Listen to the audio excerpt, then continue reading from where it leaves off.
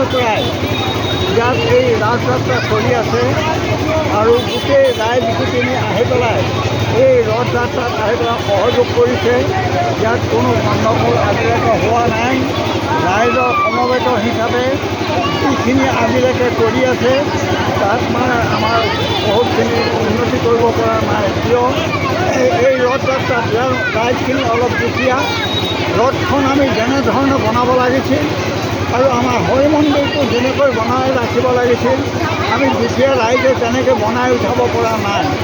সেইকাৰণে আমি দুবাৰ আৰু তিনিবাৰ আমি প্ৰভুৰ ওচৰত আমি মুখ্যমন্ত্ৰীৰ ওচৰতো আবেদন কৰিছিলোঁ আৰু কেশৱ মহন্তৰ ওচৰতো আবেদন কৰিছিলোঁ, কিন্তু আজিলৈকে আমাক কোনো সহায় নিদিলে।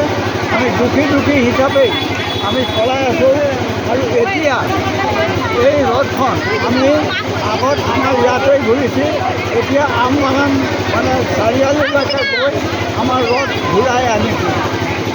আমি আৰু কি ক'ম যে দুখীয়া হিচাপে আমি যেনেকৈ চলাই আছোঁ, যদি প্ৰভুৱে গভৰ্ণমেণ্টৰ ফালৰ পৰা মুখ্যমন্ত্ৰীয়েও যদি আমাক সহায় সহানুভূতি কৰিলেহেঁতেন তেতিয়া আমি বহুতখিনি আগবাঢ়ি যাব পাৰিলোহেঁতেন আৰু এই জেগাটো বহুতখিনি অগ্ৰগামী হ'ব পাৰিলেহেঁতেন। মোৰ কম ইমানখিনিকে কৰি মোৰ বক্তব্য। মণি মাধৱ মহন্ত আদি আহিছিলে, আহি পেলাই মই ৰথত মানে মই ৰথ পৰিচালনা কৰোঁ। মই ৰথত গুচি যাবলগীয়া হ'ল। পাছত তেওঁক আহি পেলাই নাপালোঁ। তেওঁ কি ক'লে কি মেলিলে আমি একো নুশুনিলোঁ। যথেষ্টখিনি সন্মান কৰিয়েই পঠাইছোঁ। ভৱিষ্যত পৰিকল্পনা আমাৰ ৰাইজে যদি আমাক ওপৰৰ পৰা আমাক সহায় সহানুভূতি কৰে তেতিয়া আমিতো এটা কথা ভাবিছোঁ, আমি ইয়াৰ পৰা লাগে জখৰাব নালাগে আমি এই ৰথ পৰিচালনা কৰি লৈ যাব পাৰিম বুলি আমাৰ আশা আছে।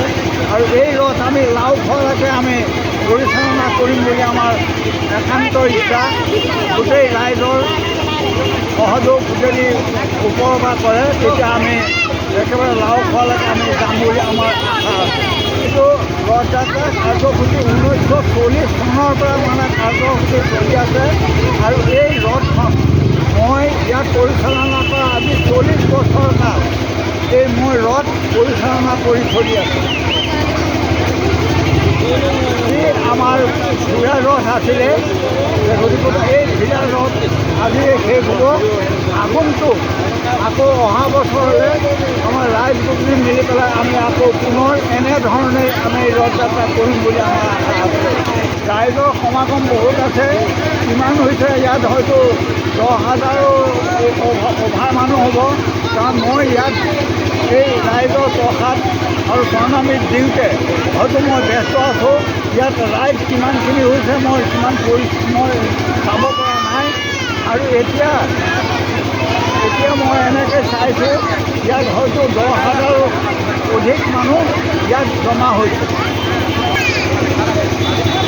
আগন্তুক আমি ওপৰ মহলৰ পৰা যদি কিবা সহায় সহানুভূতি আমি পাম বুলি আশা কৰিছোঁ, কিন্তু এতিয়ালৈকে আমাক একো তেনেকৈ সহায় সহানুভূতি কৰা নাই।